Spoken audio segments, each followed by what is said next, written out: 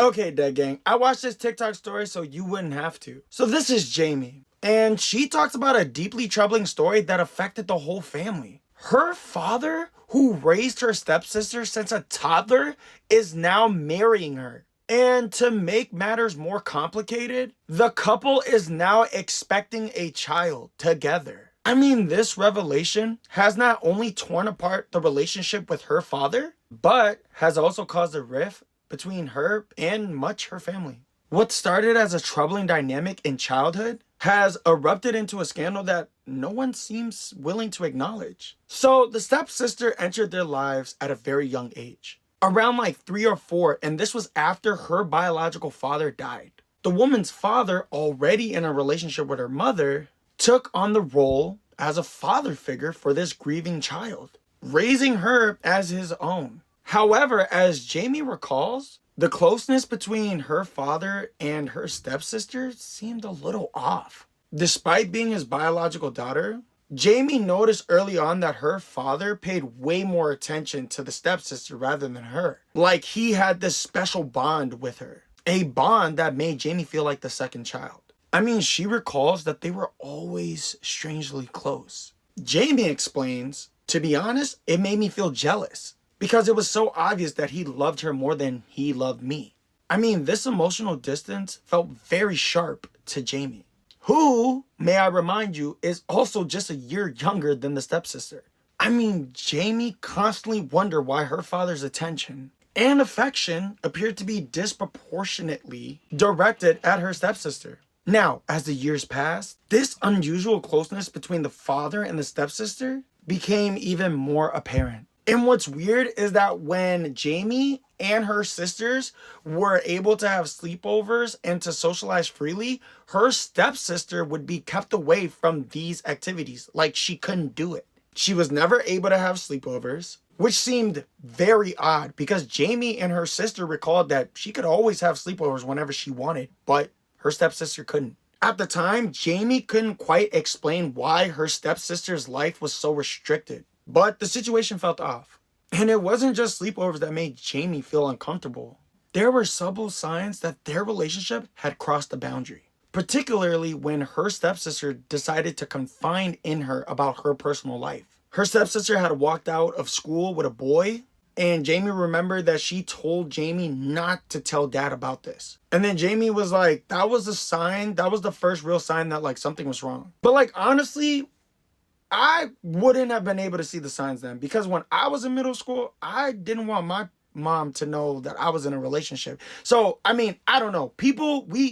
Everybody's household is different. So if Jamie's saying that this was like the first big real sign that something was totally off, okay, then so be it. Now the years pass. The relationship between the father and the stepsister had now evolved. And around this time, the stepsister is like in her late teens, early 20s. She started working with her father at his business, growing, of course, even more closer to him. At this time, the stepsister stopped calling him dad and started calling him by his real name. And at this time, Jamie became more distant with her stepsister, which made her kind of question things even more because of this. But she couldn't fathom that anything inappropriate was happening. She just thought like, okay, we're getting older. You know, we are young adults. I live on my own. You are working with dad. It's whatever. Like she didn't think nothing of it. But the situation took another bizarre turn when Jamie decided to visit her father as an adult to the house and discovered that her stepsister's bed was now in her father's room. And then when Jamie asked about it, it was then explained that, oh, we just needed to give the younger siblings her room.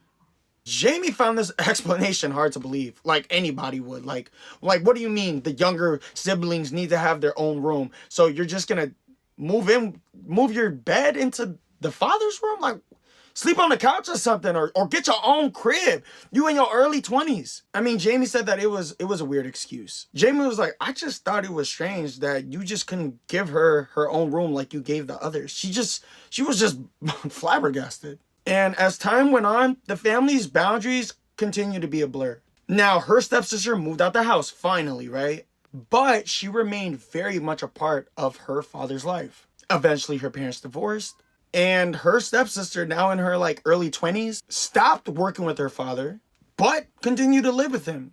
I mean, Jamie felt like a complete outsider at this point with the whole family. And the suspicion that she had with her father and her stepsister, it only grew deeper, honestly. And then several months later, her worst fear literally got confirmed when she stumbled upon a TikTok post that her father made. And like in the video, there was like a romantic song being played. And then it like featured a slideshow of pictures of her stepsister with a caption that openly declared that he had like feelings for this woman, which is like, bro, weird as shit. I mean, Jamie was shocked and disgusted like the rest of us. I mean, like, how could he post something like that? And why didn't anyone tell Jamie about it? That's what she was thinking in her head. And then like in that moment, Jamie put two and two together and she was like, oh my God, like these motherfuckers have been intimate. Like, oh, hell no. Jamie was the last one to know. And no one seemed to tell her. She felt like it was a slap in her face. But honestly, if you ask me, I wouldn't even want to know. Like, I'm moved out. I'm living my best life. Do I really want to know that my father is messing with my stepsister? No. I could have lived my whole life not needing to know that. Now, Jamie's full blood sister, she knew about this the whole time and didn't tell Jamie. She known the relationship for months. In fact, Jamie's sister was supportive of this.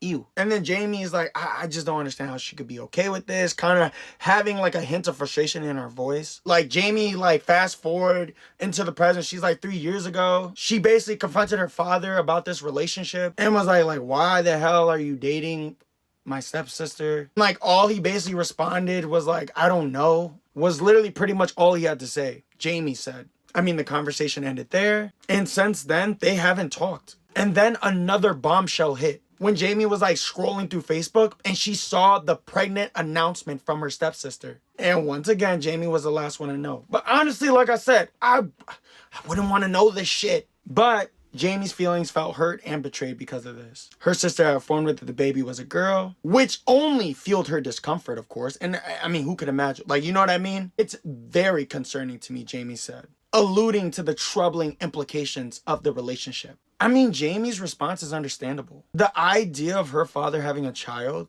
with his stepdaughter feels like a violation of family bonds. I mean, it's just too deep to ignore. And some of her family supporting this, from other family members falling out because of it, her feeling alienated from just this whole freaking ordeal, particularly her full-blood sister. Like, what? Why are you supporting all this shit? I mean, Jamie says she just couldn't handle it anymore. Jamie then says, like, I feel like I'm the only one that sees the wrong in this. I mean, this story has raised a lot of serious questions. A lot of uncomfortable questions about family dynamics, boundaries, and just relationships. I mean, it crosses a line that never should have been crossed, I personally feel. And as Jamie continues to have this distance between her family, I think it's all safe to say one thing, Dead Gang.